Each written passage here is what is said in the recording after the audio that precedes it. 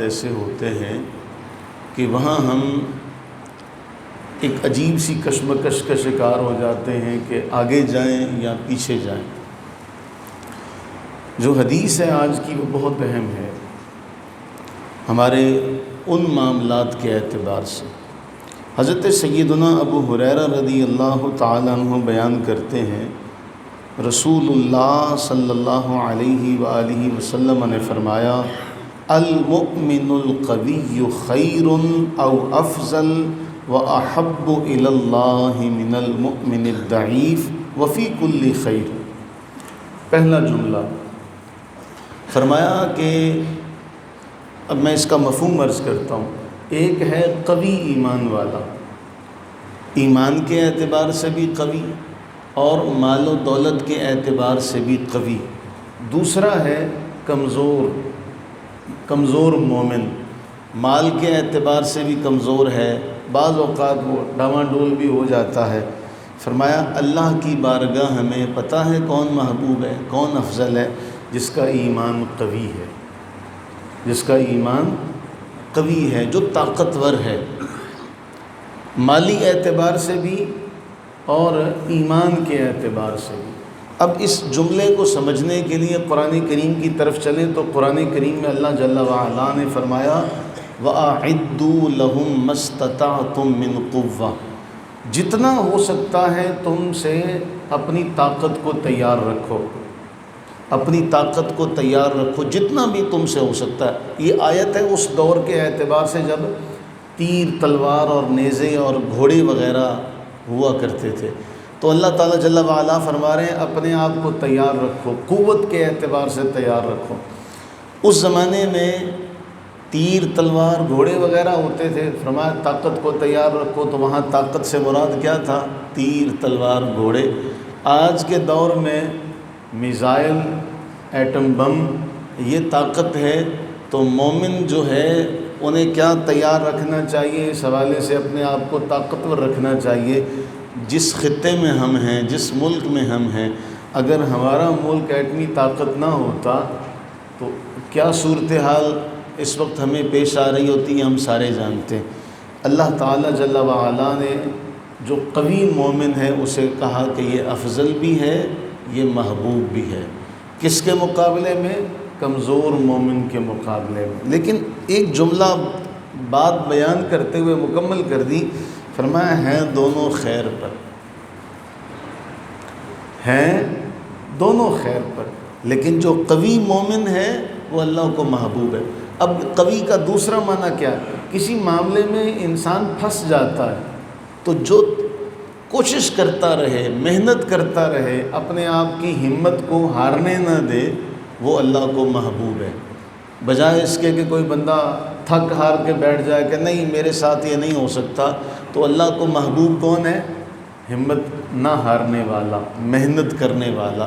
تو اللہ کو محبوب بھی وہی ہے جو بندہ محنت کرنے والا ہو، کام سے جی نہ چرانے والا ہو۔ اب اس کو سارے معاملات میں لے جائیں کہ جو مومن محنت کرتا ہو، کمائی کرتا ہو اور محنت اپنی زندگی گزارنے کے لیے محنت کرتا، وہ اللہ کو محبوب ہے ضعیف مومن کے مقابلے۔ یہ حدیث کا پہلا جملہ آ گیا۔ دوسرا جملہ یہ ہے، فرمایا جو تجھے چیز فائدہ پہنچاتی ہے اس کے حصول کے لیے کوشش کر، احرص علی ما ینفعک، جو چیز تجھے نفع دینے والی ہے نا اس کو پانے کے لیے کوشش کر۔ اب قرآن بھی کیا کہتا ہے؟ بندے کے لیے وہی کچھ ہے جس کے لیے اس نے محنت کی۔ وَأَن لَيْسَ لِلْإِنسَانِ إِلَّا مَا سَعَىٰ، انسان جس کے لیے کوشش کرتا ہے اس کے لیے وہی ملے گا۔ ایک آدمی نے کوشش ہی نہیں کی، جیسے ایک حکایت ہم نے کئی بار پڑھی ہے کہ کوئی بندہ تھک ہار کے جنگل میں چلا گیا۔ اب جنگل میں جا کے ایک دن بھی گزرا، 2 دن بھی گزرے، اس نے دیکھا کیا کہ ایک شیر ہے، اس نے شکار کیا، اب جتنا اس نے کھانا تھا اس نے کھا لیا۔ اس کے بعد لومڑی آئی، وہ لنگڑی تھی، بعض نے لکھا کہ اس لومڑی نے بچا کچا کھایا، تو وہ کہنے لگا یا اللہ میں اس لومڑی سے بھی گیا گزرا ہوں کہ لومڑی کو تو بیٹھے بٹھائے رزق مل رہا ہے، میں تیرا بندہ اشرف المخلوقات، مجھے نہیں ملتا۔ تو اسے آواز آتی ہے تو نے محتاج لومڑی دیکھی، تو نے شیر نہیں دیکھا؟ فرمایا احرص علی ما ینفع۔ ہمارا آج کا جو بچہ ہے نا وہ کہتا ہے مجھے محنت نہیں کرنا، مجھے محنت نہیں کرنی، مجھے سب کچھ پلیٹ میں رکھ کے مل جائے۔ ایسا نہیں ہوتا۔ احرص علی ما ینفع، وہ کتنا خوبصورت جملہ ہے۔ میں اس حدیث میں آپ کا زندگی کا پورا سبق ہے۔ مالی دا کم پانی لاؤنا پر مشکا لاوے، مالک دا کم پھل پھل لاؤنا لاوے یا نہ لاوے۔ تیرے ذمہ ہے محنت کرنا۔ احرص علی ما ینفعک، تو ہاتھ پہ ہاتھ رکھ کے بیٹھا رہے اور پھر کہے، وہ تو پھر کہا تھا نا اقبال نے، ہے جرم ضعیفی کی سزا مرگ مفاجات۔ تو محنت نہ کرے اور محنت نہ کرنے کے بعد پھر یہ کہے کہ جی میرے پاس تو ہے ہی کچھ نہیں، اللہ نے مجھے دیا کچھ نہیں۔ محنت کر۔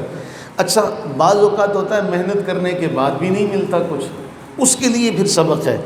فرمایا فَإِنْ غَلَبَكَ أَمْرٌ، کمال کا جملہ ہے، فَإِنْ غَلَبَكَ أَمْرٌ، کبھی ایسا معاملہ آ جائے کہ تجھ پر چیزیں غالب آ جائیں، تو کسی پریشانی میں مبتلا ہو جائے، سارے معاملات کرنے کے بعد بھی تجھے کوئی پریشانی آ جائے، کوئی نقصان آ جائے، تو پھر تو نے کیا کرنا ہے؟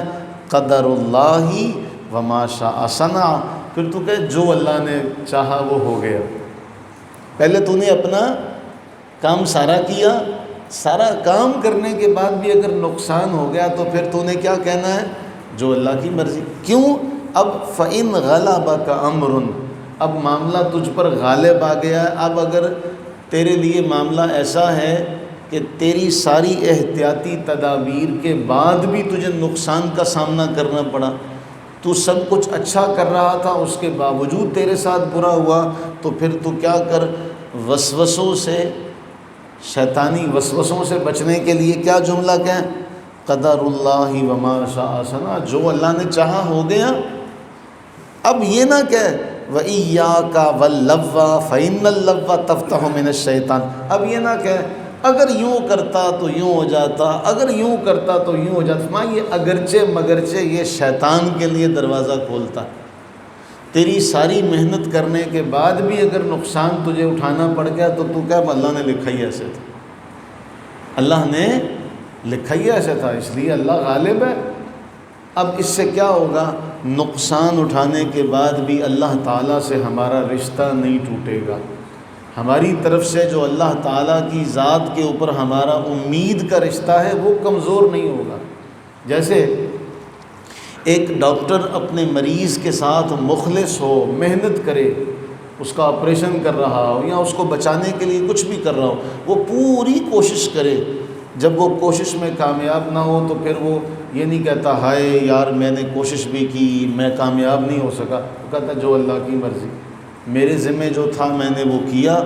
جس طرح ایک کسان ہوتا ہے، وہ زمین نرم کرتا ہے، بیج بوتا ہے، اس کو فصل تیار کرنے میں کوئی 6 ماہ کا وقت لگتا ہے۔